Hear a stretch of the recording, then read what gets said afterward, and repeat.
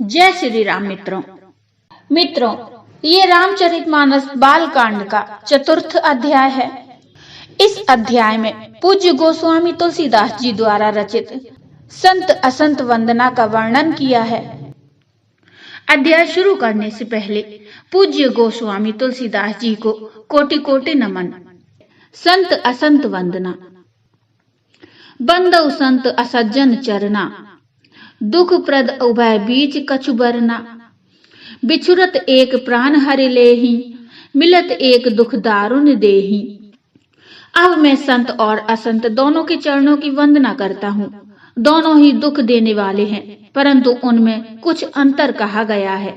वह अंतर यह है कि एक संत तो बिछुड़ते समय प्राण हर लेते हैं और दूसरे असंत मिलते हैं तब दारुण दुख देते हैं। अर्थात संतों का बिछुड़ना मरने के समान दुखदायी होता है और असंतों का मिलना उपजहि एक संग जग माही। जलज जोंक जिमि गुण बिल गाही, सुधा सुरा सम साधु असाधु। जनक एक जग जलद अगाधु। दोनों संत और असंत जगत में एक साथ पैदा होते हैं, पर एक साथ पैदा होने वाले कमल और जोंक की तरह उनके गुण अलग अलग होते हैं। कमल दर्शन और स्पर्श से सुख देता है, किंतु जोंक शरीर का स्पर्श पाते ही रक्त चूसने लगती है। साधु अमृत के समान यानी मृत्यु रूपी संसार से उबारने वाला, और असाधु मदिरा के समान यानी मोह, प्रमाद और जड़ता उत्पन्न करने वाला है। दोनों को उत्पन्न करने वाला जगत रूपी अगाध समुद्र एक ही है। शास्त्रों में समुद्र मंथन से ही अमृत और मदिरा दोनों की उत्पत्ति बताई गई है। भल अनभल निज निज कर तूती, लहत सुजन अपलोक बिसूती। सुधा सुधारक सुर सरि साधु, गरल अनल कलिमल सरि व्याधु।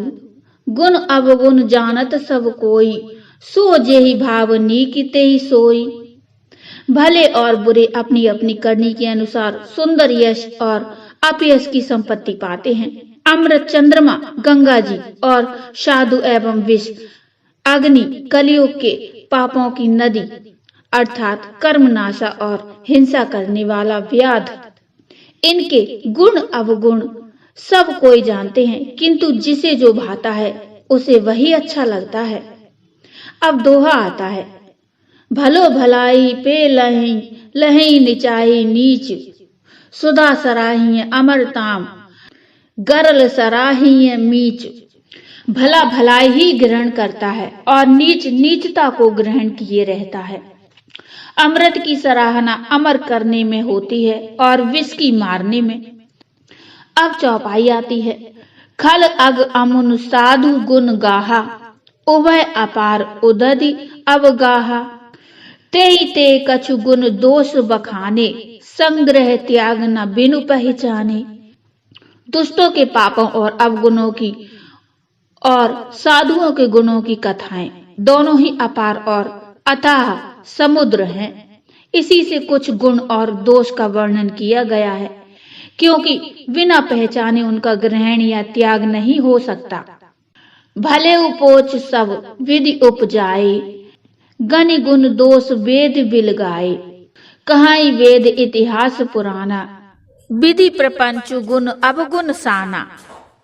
भले बुरे सभी ब्रह्मा जी के पैदा किए हुए हैं, पर गुण और दोषों को विचार कर वेदों ने उनको अलग अलग कर दिया है। वेद इतिहास और पुराण कहते हैं कि ब्रह्मा की यह सृष्टि गुण अवगुणों से सनी हुई है। दुख सुख पाप पुण्य दिन राति, साधु असाधु सुजाति कुजाति। दानव देव ऊंच अरु नीचू, अमीय सुजीवनु माहुरु मीचू। माया ब्रह्म जीव जगदीसा, लच्छी अलच्छी रंक अवनीसा। काशी मग सुर सरि क्रम नासा, मरु मारव महि देव गवासा। सरग नरग अनुराग विरागा, निगमा गम गुण दोष विभागा। दुख सुख पाप पुण्य, दिन रात, साधु असाधु, सुजाति को जाति, दानव देवता, ऊंच नीच, अमृत विष, सुजीवन यानी सुंदर जीवन, मृत्यु, माया, ब्रह्मा, जीव, ईश्वर, संपत्ति, दरिद्रता, रंक, राजा, काशी, मगध, गंगा, कर्मनाशा, मारवाड़, मालवा, ब्राह्मण, कसाई, स्वर्ग, नरक, अनुराग, वैराग्य, ये सभी पदार्थ ब्रह्मा जी की सृष्टि में हैं। वेद शास्त्रों ने उनके गुण दोषों का विभाग कर दिया है। अब दोहा आता है, जड़ चेतन गुण दोषमय, विश्व कीन करतार, संत हंस गुण गहई पय, परिहरि बारी विकार। विधाता ने इस जड़ चेतन विश्व को गुण दोषमय रचा है, किंतु संत रूपी हंस दोष रूपी जल को छोड़कर गुण रूपी दूध को ही ग्रहण करते हैं। अब चौपाई आती है, अस विवेक जब देह विधाता, तब तजी दोष गुण ही मनुराता, काल सुबाऊ करम बरी आई, भले प्रकृति बस चुकई भलाई। विधाता जब इस प्रकार का हंस का सा विवेक देते हैं, तब दोषों को छोड़कर मन गुणों में अनुरक्त होता है। काल स्वभाव और कर्म की प्रबलता से भले लोग यानी साधु जन भी माया के वश में होकर कभी कभी भलाई से चूक जाते हैं। सो सुधारी हरिजन जिमि लेहि, दलि दुख दोष विमल जसु देहि, खलऊ करहि भल पाई सुसंगु, मिटई न मिलन स्वभाव अभंगु। भगवान के भक्त जैसे उस चूक को सुधार लेते हैं और दुख दोषों को मिटाकर निर्मल यश देते हैं, वैसे ही दुष्ट भी कभी कभी उत्तम संग पाकर भलाई करते हैं, परंतु उनका कभी भंग न होने वाला मिलन स्वभाव नहीं मिटता है। लखी सुवेश जग बंचक जेऊ, बेस प्रताप पूजी अहि तेऊ, उघरहि अंत न होए निवाहु, काल नेमि जिमि रावण राहु। जो वेशधारी ठग हैं उन्हें भी अच्छा यानी साधु के जैसा वेश बनाए देखकर वेश के प्रताप से जगत पूजता है, परंतु एक न एक दिन वे चौड़े आ ही जाते हैं। अंत तक उनका कपट नहीं निभता, जैसे कालनेमी रावण और राहु का हाल हुआ। किए कुबेश साधु सन मानु, जिमि जग जामवंत हनुमानु, हानि कुसंग सुसंगति लाहु, लोकहु वेद विदित सब काहू। बुरा वेश बना लेने पर भी साधु का सम्मान ही होता है, जैसे जगत में जामवंत और हनुमान जी का हुआ। बुरे संग से हानि और अच्छे संग से लाभ होता है। यह बात लोक और वेद में है और सभी लोग इसको जानते हैं। गगन चढ़ई रज पवन प्रसंगा, कीचहि मिलई नीच जल संगा, साधु असाधु सदन सुख सारी, सुमिरहि राम देहि गनि गारी। पवन के संग से धूल आकाश पर चढ़ जाती है और वही नीच यानी नीचे की ओर बहने वाले जल के संग से कीचड़ में मिल जाती है।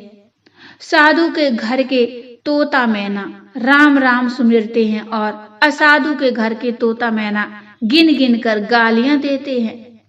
धूम कुसंगति कारिख होई, लखिए पुराण मंजुमस सोई, सोई जल अनल अनिल संघाता, होई जलद जग जीवन दाता। कुसंग के कारण धुआं कलिख कहलाता है। वही धुआं सुसंग से सुंदर स्याही होकर पुराण लिखने के काम आता है और वही धुआं जल अग्नि और पवन के संग से बादल होकर जगत को जीवन देने वाला बन जाता है। अब दोहा आता है, ग्रह भेजस जल पवन पट, पाई कुजोग सुजोग, होई कुवस्तु सुवस्तु जग, लखई सुलक्षण लोग। ग्रह औषधि जल वायु और वस्त्र ये सब भी कुसंग और सुसंग पाकर संसार में बुरे और भले पदार्थ हो जाते हैं। चतुर एवं विचारशील पुरुष ही इस बात को जान पाते हैं। सम प्रकाश तम पाख दुहु नाम भेद विधि कीन शशि शोषक पोषक समुझी जग जस अप जस दीन। महीने के दोनों पखवाड़ों में उजियाला और अंधेरा समान ही रहता है, परंतु विधाता ने इनके नाम में भेद कर दिया। एक का नाम शुक्ल और दूसरे का नाम कृष्ण रख दिया। एक को चंद्रमा का बढ़ाने वाला और दूसरे को उसका घटाने वाला समझकर जगत ने एक को सुयश और दूसरे को अपयश दे दिया। तो बोलो जय श्री राम। पूज्य गोस्वामी तुलसीदास जी की भी जय। मित्रों, ये प्रसंग यहीं तक, आगे का प्रसंग अगली वीडियो में। मित्रों, रामचरितमानस का पाठ आपको जरूर अच्छा लग रहा होगा, मन को भा रहा होगा। यदि अच्छा लग रहा हो तो लाइक करिए। प्रसंग आपको कैसा लग रहा है मुझे कमेंट में बताइए। कमेंट में जय श्री राम अवश्य लिखिए। प्रसंग अच्छा लगा हो तो लाइक करिए और चैनल को सब्सक्राइब कर लीजिए। मिलते हैं इससे आगे का प्रसंग लेकर, तब तक के लिए जय श्री राम।